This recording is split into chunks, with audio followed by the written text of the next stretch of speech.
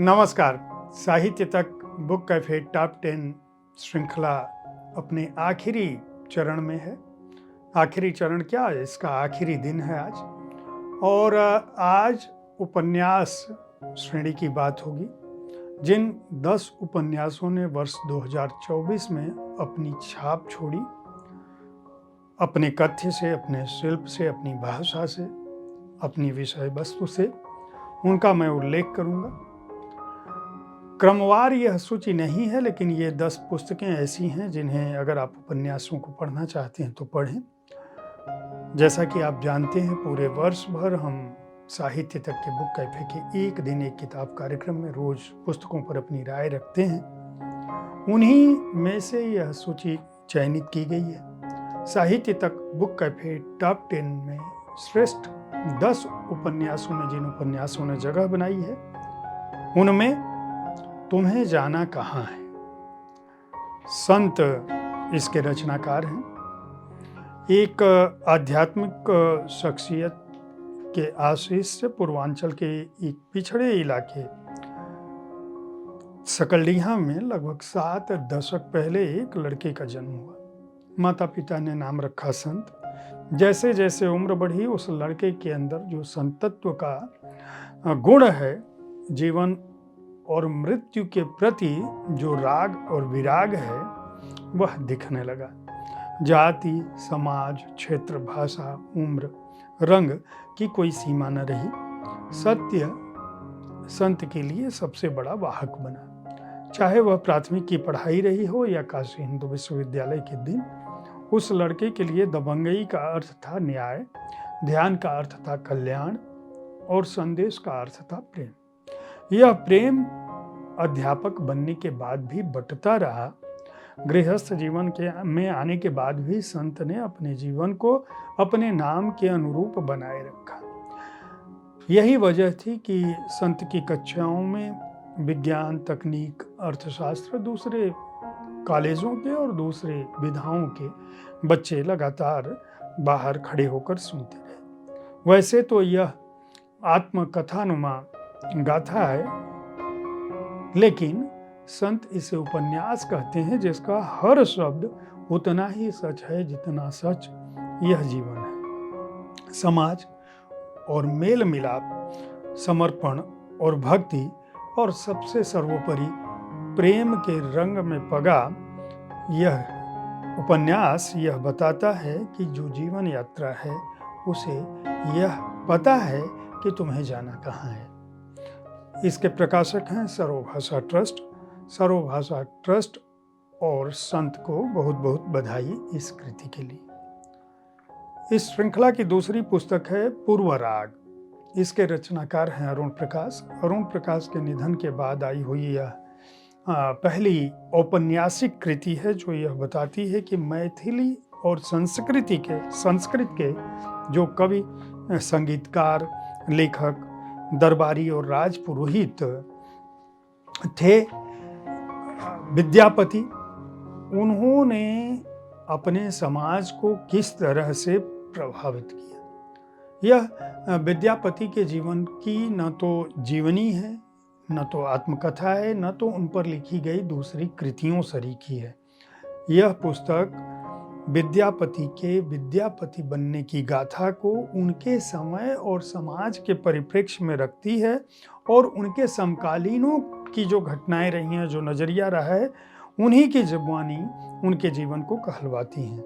युवराज शिव सिंह, कुमरी लखिमा से लेकर विद्यापति के अंतकाल तक जो लोक में व्याप्त अविश्वसनीय मिथक हैं, उन पर भी यह पुस्तक दृष्टि डालती है। और मिथिला के कुलीन समाज, जो अमूमन प्राचीनता, विद्वता और जगत गुरु बनने के गौरव बोध से ग्रस्त है, उसकी सच्चाइयों को उधेड़ती है। अपने पात्रों के माध्यम से अरुण प्रकाश मिथिला के इस अभिजात्य वर्ग के नग्न सत्य को भी सामने रखते हैं, और समूचा परिदृश्य तो मिथिलांचल का आता ही है। इस पुस्तक के प्रकाशक हैं अंतिका प्रकाशन। अरुण प्रकाश जी नहीं है, लेकिन इस पुस्तक के प्रकाशन के लिए अंतिका प्रकाशन और उनके उन स्वजनों को बहुत बहुत बधाई जिन्होंने इस कृति को लाने में अपनी भूमिका अदा की। इस श्रृंखला की अगली पुस्तक है कांस।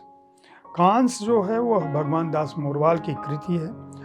यह कृति जो है भारतीय समाज में जो जनपदीय गंध बची है और जो लोक संस्कृति बची है उसकी बात करते हुए इस बात पर प्रश्न उठाता है कि आखिर राजधानी से सटे हुए इलाके में होने के बावजूद मेवात का जो इलाका है वहाँ जो मेव समुदाय है वहाँ रिवाजे आम के नाम पर किस तरह से कस्टमरी लॉ स्त्रियों के साथ अमानुषिक और बर्बर व्यवहार करता है।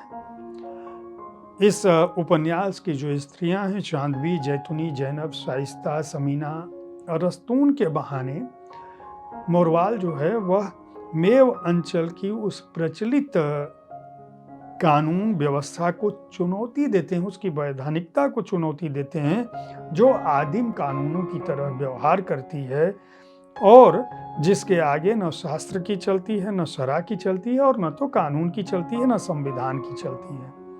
यह व्यवस्था केवल और केवल स्त्री को, उसमें भी जो बेटियां हैं, बेटी या बहू यहाँ बटी हुई नहीं है, उनको पैतृक संपत्ति के अधिकार से वंचित कर दर दर ठोकरें खाने को विवश करती हैं। कांस का अर्थ है एक ऐसी अनचाही घास जो चौमासे के बाद धरती की सख्त देह को फोड़ अपने आप उगाती है।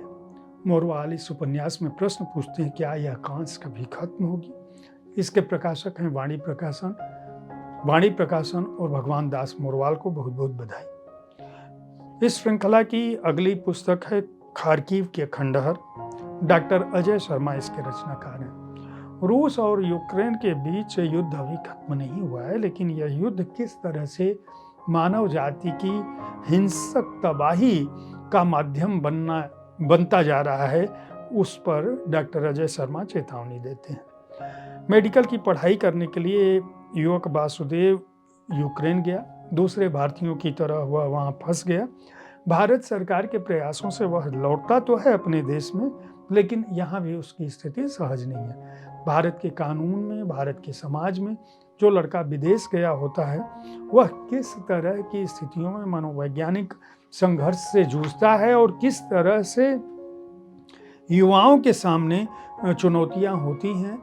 अजय शर्मा इस उपन्यास के बहाने सरहदों की क्या भूमिका है, युद्ध की क्या भूमिका और युद्ध किस तरह से शिक्षालयों के लिए और युवाओं के लिए, क्या समूची मानव पीढ़ी के लिए हिंसात्मक रूप से अप्रिय हैं, किस तरह से हानिकारक हैं, युद्ध की त्रासदी क्या कुछ लेकर आती है, उसकी बात करते हैं। साहित्य सिलसिला पब्लिकेशन ने इसे प्रकाशित किया है। प्रकाशक साहित्य सिलसिला पब्लिकेशन और रचनाकार डॉक्टर अजय शर्मा को बहुत बहुत बधाई। साहित्य तक बुक कैफे टॉप 10 उपन्यासों की श्रृंखला में जो अगली कृति है उसका नाम है शहंशाह अकबर, एक अनमोल विरासत। प्रदीप गर्ग इसके रचनाकार हैं।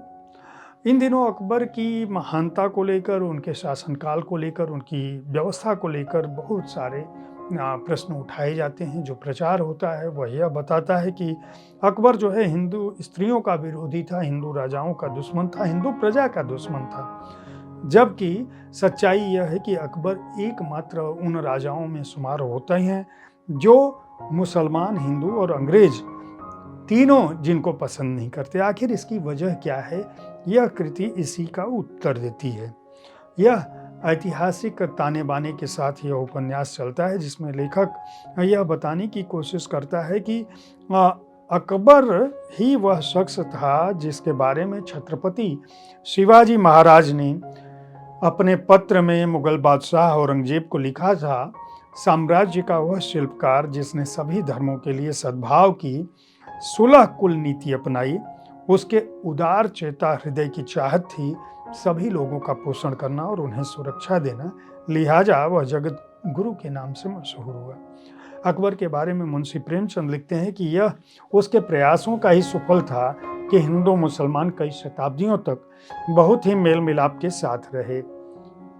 महापंडित राहुल सांकृत्यायन ने दावा किया था कि अशोक और गांधी के बीच उनकी जोड़ी का एक ही पुरुष हमारे देश में पैदा हुआ, वह अकबर था। अकबर के जीवन पर यह कृति अनोखे ढंग से प्रकाश डालती है। लोक भारती प्रकाशन ने इसे प्रकाशित किया है। प्रदीप गर्ग ने इस कृति को पहले अंग्रेजी में लिखा था, उन्होंने स्वयं इसका हिंदी अनुवाद किया है। प्रदीप गर्ग को बहुत बहुत बधाई और शुभकामनाएं। लोक भारती प्रकाशन को भी बहुत बहुत बधाई और शुभकामनाएं। इस श्रृंखला की अगली पुस्तक है टिप टिप बरसा पानी। डॉक्टर अभिज्ञात इसके रचनाकार हैं। यह उपन्यास युवाओं की प्रेम संबंधी आकांक्षाओं और स्वप्नों को स्वर देता है और उनके अंदर की बेचैनी को पारदर्शी तरीके से रखता है। इस उपन्यास में अपने प्रिय व्यक्ति को पाने के लिए आदर्शों और मूल्यों को ताक पर रखने की कोशिश करने वाले पात्र हैं, तो ऐसे भी पात्र हैं जो प्रेम के लिए चुपचाप बलिदान देते हैं। प्रेम के दोनों स्वरूपों पर आधारित इस उपन्यास में एक तनाव और द्वंद्व को रचते हुए 14 अध्यायों में लेखक ने यह बताने की कोशिश की है कि प्रेम का जो मूल स्वर है वह कभी भी समाप्त नहीं होता। एक अधेड़ उम्र के लेखक और एक युवा प्रोफेसर की यह प्रेम कहानी किस तरह से भारत से लेकर अमेरिका तक फैली हुई है, उसे आप इस उपन्यास को पढ़कर ही जान सकते हैं। इसकी गतिशीलता, भाषा की सरलता, सहजता और प्रवाहमयता इसे विशेष बनाती है। इसके प्रकाशक हैं आनंद प्रकाशन और लेखक हैं डॉक्टर अभिज्ञात। दोनों को बहुत बहुत बधाई और शुभकामनाएं इस सूची में आने के लिए। साहित्य तक बुक कैफे टॉप 10 के उपन्यास श्रृंखला में अगली जो पुस्तक है उसका नाम है अजायब घर। केशव चतुर्वेदी इसके रचनाकार हैं। घर केवल दीवारें नहीं होता, उसके खंडहर में केवल भविष्य, अतीत और वर्तमान नहीं होता। ये दीवारें केवल उनका उल्लेख नहीं करती हैं। जिसे हम घर कहते हैं, दरअसल वहाँ स्मृतियाँ होती हैं, यादें होती हैं, वहाँ जीवन होता है और उनकी जीवंतता होती है। घर उन व्यक्तियों के सपनों में बसता है जो वहाँ निवास करते हैं।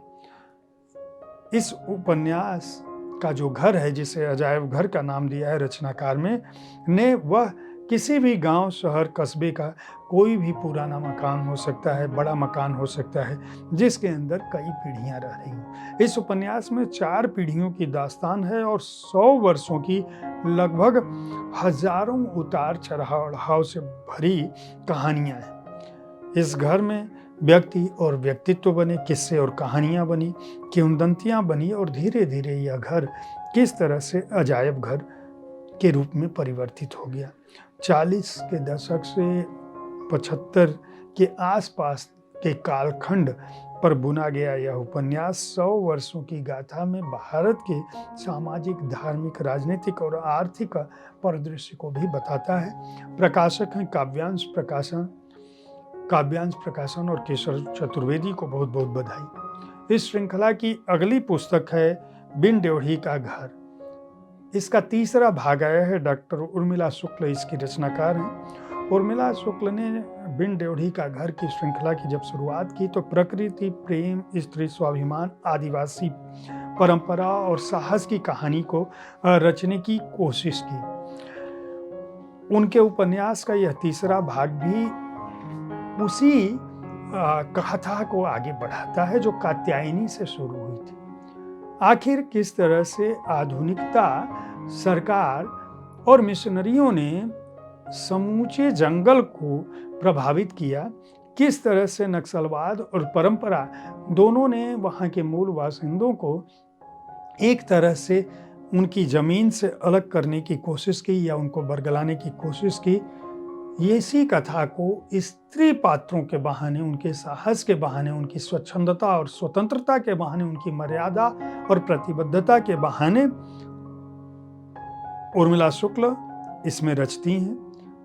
उनका कहना है कि सामाजिक कटघरों से इतर जो नारी अपने अस्तित्व के लिए खड़ी होती है, चाहे वह पढ़ी हो या अनपढ़ हो, अगर उसके अंदर सेवा भाव है तो वह अपने स्थान को, अपने नगर को, अपने गांव को और हर उस जगह को परिवर्तित कर सकती है जहां वह रहती है। एक अलग तरह की यह पुस्तक है। जो छत्तीसगढ़ के बहाने पूरे देश के जंगलों की आवाज को स्वर देती है। अनुज्ञा बुक्स ने इसे प्रकाशित किया है। उर्मिला शुक्ल और अनुज्ञा बुक्स प्रकाशक को बहुत बहुत बधाई। साहित्य तक बुक कैफे टॉप 10 के उपन्यास श्रृंखला की जो अगली पुस्तक है उसका नाम है तलाश खुद की। एकता सिंह इसकी रचनाकार हैं। खुद को जानने की कोशिश हमें जीवन की राह में कई बार बहुत आगे ले जाती है। कोई प्रोफेसर बनता है, कोई छात्र होता है, कोई डॉक्टर होता है, कोई आईएएस बनता है, लेकिन अपने कर्म स्थल पर रहने के बावजूद भी जो हम जीवन जी रहे होते हैं, उस जीवन के बीच कई बार अवसाद अपनी जगह बना लेता है, कई बार उदासी घेर लेती है, कई बार अकेलापन घेर लेता है। ऐसे में हम दूसरों से सलाह लेने की कोशिश करते हैं और कोई ज़रूरी नहीं कि आपको जो सलाह मिलती है वह सलाह सही ही हो। जीवन को बेहतर, खुशहाल और आसान बनाने के लिए हमें अपने विचारों को सकारात्मक करना होगा। इसी आधार पर लेखिका ने अपने जीवन की तमाम उपलब्धियों के बीच जो एकाकीपन और अवसाद झेला था, उसके अनुभवों से यह मनोवैज्ञानिक कृति लिखी है। औपन्यासिक कृति है, लेकिन यह प्रेरणास्पद भी है और यही इस उपन्यास को खास बनाती है। राजकमल प्रकाशन ने इसे प्रकाशित किया है। डॉक्टर एकता सिंह और राजकमल प्रकाशन को बहुत बहुत बधाई। और इस श्रृंखला की जो अगली पुस्तक है, हीरा मंडी नाम है उसका, राजेंद्र राजन इसके रचनाकार हैं। तन में सुलगती जवान उमंगे और मन में इश्क मोहब्बत की चाह लिए जवानी की दहलीज पर खड़े दो युवकों की मुलाकात नारी देह व्यापार के एक अनुभवी दलाल से होती है। वह उन्हें हीरा मंडी की गलियों में ले जाता है। हीरा मंडी लाहौर की वह बदनाम बस्ती जहां हर खिड़की, हर दरवाजे के पीछे से बदन जो है बुलाते हैं। वे बदन जो कुछ घंटों के लुत्फ के लिए खरीदे जा सकते हैं। लेकिन लाहौर और हीरा मंडी केवल इतना ही नहीं था। अविभाजित हिंदुस्तान में संगीत, नृत्य, कला, साहित्य, संस्कृति, व्यापार, समृद्धि और फैशन के उस केंद्र की तुलना पेरिस की चमकती बस्तियों से की जा सकती थी और की जाती थी। लेकिन लाहौर के उस कालखंड को ऐसा क्या हुआ कि अनूठे मिजाज और नजाकत का यह शहर धीरे धीरे समाप्त प्राय हो गया। संयुक्त भारत की उस मंडी की तरक्की की कहानी आखिर धुंधला क्यों गई? हीरा मंडी में उपन्यासकार ने, राजेंद्र राजन ने, क्रांति की जो लौ जल रही थी, वहाँ जो कहानियाँ थी, वहाँ जो कंसर्ट था, उनको भी रखा है। यह उपन्यास जो है एक नगर के ऐतिहासिक स्वरूप पर, वहाँ के सभ्यता और समाज पर विशिष्ट दृष्टि डालती है। राजपाल एंड सन्स ने इसे प्रकाशित किया है। राजपाल एंड सन्स और राजेंद्र राजन को बहुत बहुत बधाई। साहित्य तक बुक कैफे टॉप 10 की श्रृंखला वर्ष 2024 के लिए पूर्ण होती है।